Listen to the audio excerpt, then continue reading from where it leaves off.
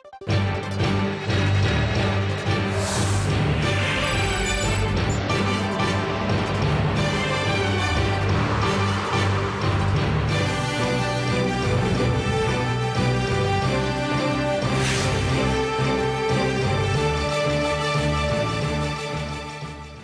it's Saturday the 25th of April. You're tuned in to our late night newscast coming to you from Arirang's news centre in Seoul. Thanks for joining us. I'm Mark Broome.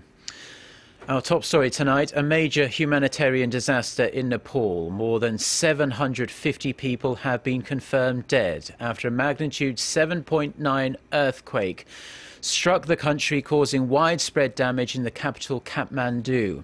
The US Geological Survey says the earthquake hit 80 kilometers east of the central city of Pokhara, close to the capital, with a depth of just 15 kilometers. Now, powerful aftershocks are still being reported in the area.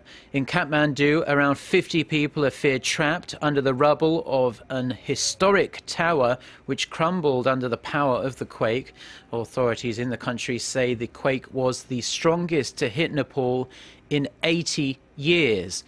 Tremors were also felt as far afield as Pakistan, Bangladesh and India, with at least 20 people reported to have been killed there. The quake also triggered an avalanche on Mount Everest, leaving several climbers dead. And staying with the earthquake, and it has been confirmed that one Korean was among the thousands injured.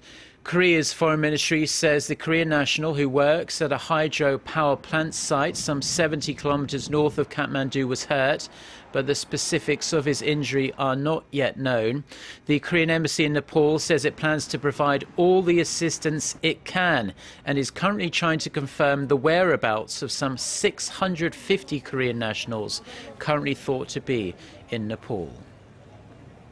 Turning our focus back to Korea now, where campaigning for Wednesday's crunch by-elections is in full swing.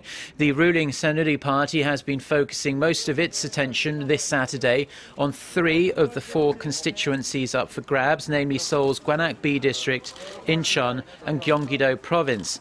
The party's leader, Kim Moo-sung, who you can see there, spent the entire day in Seongnam in Gyeonggi-do province looking to drum up support for his party. The leader of the main opposition New Politics Alliance for Democracy, Moon Jae-in, was busy mingling with voters in the hotly contested Gwanak-B district in Seoul, and the party's floor leader was in the southwestern city of Gwangju, both areas which have long been liberal strongholds. Now, on a related note, a 2-day early voting period aimed at raising voter turnout by giving those who are unable to vote on the actual day of the elections extra time to cast their ballots. This ended at 6 p.m. Korea time. The voter turnout came to 7.6%. That's slightly lower than last year's by-elections. These by-elections will select 4 National Assembly lawmakers and some local councillors whose terms will last until the general elections set for next April. President Park Geun-hye, who's been touring South America since last week, has touched down in her final stop, Sao Paulo. Earlier in the day in the Brazilian capital, she held talks with President Dilma Rousseff, where the two leaders discussed ways to enhance their country's cooperative partnership. Our Chae-san, who's travelling with the president, filed this report from Sao Paulo. Brazil is home to the world's 5th largest population of 200 million, and its pharmaceutical and medical equipment markets rank in the world's top 10 by size. But the country has a severe shortage of medical personnel and services. Like with the previous 3 countries President Park visited on this tour, Korea signed a pact with Brazil to cooperate in telemedicine, pharmaceuticals, and medical equipment. The two sides will co-develop a smart hospital vessel to offer telemedical services to Brazilians in remote places like in the basin of the Amazon River. 양국 간 ICT, 보건, 의료 등 여러 분야의 MOU가 체결된 것은 뜻깊은 진전이라고 생각합니다. Out of dozens of deals Korea signed with Brazil on Friday, several of them were made with the hope of providing young Koreans with job opportunities in Brazil as it tries to diversify its industries. Korea will pass down its know-how from winning the International World Skills Competition 18 times ahead of Brazil hosting the event this year. This is aimed at helping Korea's young skilled workers find jobs in Brazil and the region's manufacturing, ICT, and healthcare sectors. Korea will also open its 8th Overseas Employment Support Center in Brazil, the first of its kind in Central and South America. After the first sale of its creative economy model to Saudi Arabia, Korea secured a second deal with Brazil. Samsung is also investing $5 million in an innovation center in Brazil to assist young entrepreneurs from both countries. President Park is now in Brazil's largest city of Sao Paulo, also home to the largest Korean community in South America. On the final day of a regional tour, she plans to meet and encourage Koreans residing here and attend a special event combining K-pop performance with a fashion show. 최유선, Arirang News, Sao Paulo. Japanese Prime Minister Shinzo Abe, set to give a speech to the US Congress next week, is reportedly taking some cues from his grandfather, who gave a similar speech to the US House when he was Japan's Prime Minister in the late 1950s. International pressure is mounting on Abe to offer a sincere apology for his country's actions during World War II. But if his grandfather's speech is anything to go by, the world shouldn't hold its breath. Our Park Ji-won has more. With only a matter of days remaining before Japanese Prime Minister Shinzo Abe addresses a joint session of U.S. Congress next Wednesday, the Japanese leader is reportedly putting the finishing touches to his message by referencing former Prime Minister Nobusuke Kishi's speech to the House in 1957.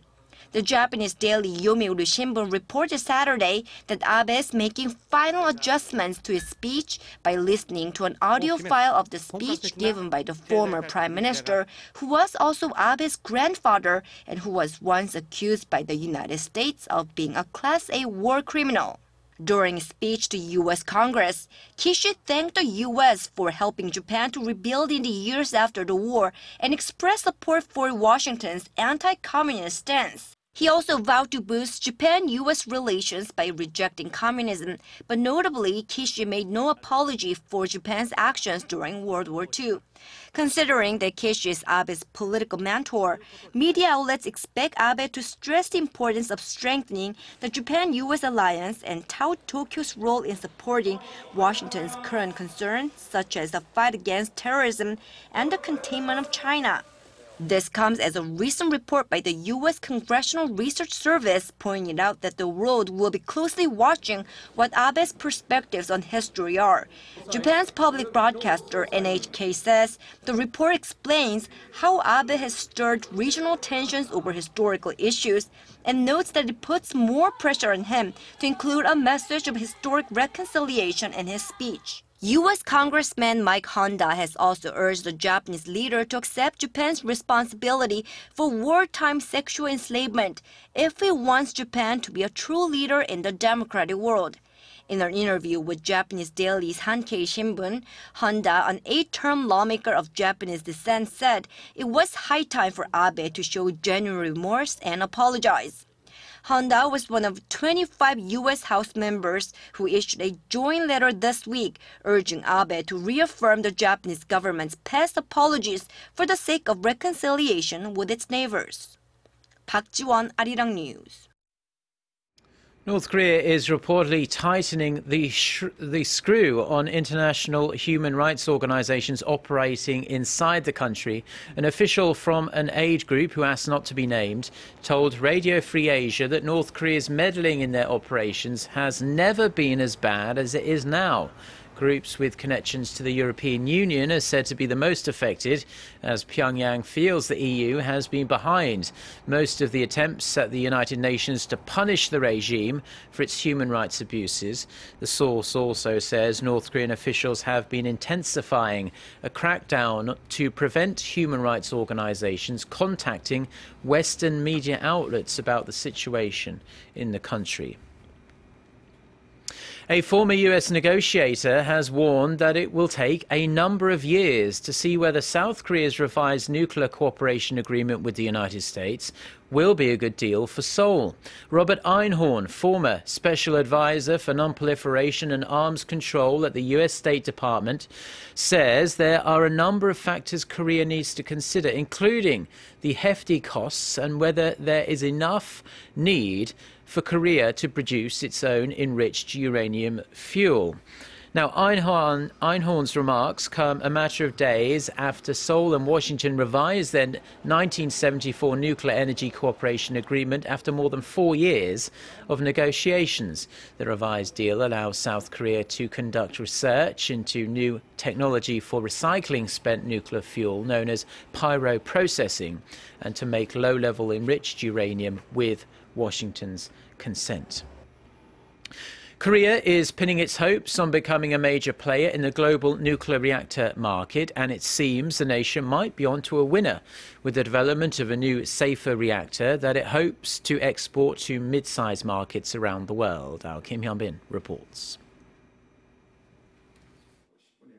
Korea has successfully developed a small to mid-sized nuclear reactor dubbed System Integrated Modular Advanced Reactor, or SMART. The new reactor contains all the major components in a single container. But its developers say the biggest benefit is the lack of any pipes, which are usually the most problematic aspects for a reactor. The SMART reactor has passed most of its major safety tests, with just a handful of minor tests remaining. The SMART reactor is extremely safe and contains all the sufficient functionality.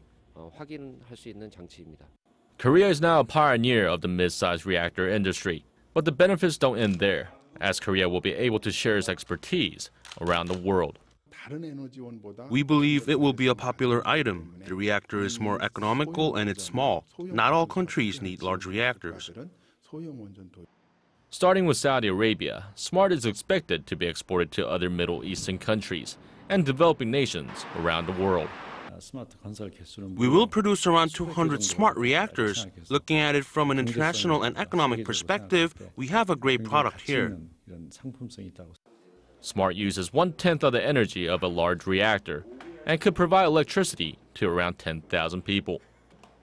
Kim Hyun-bin, Arirang News.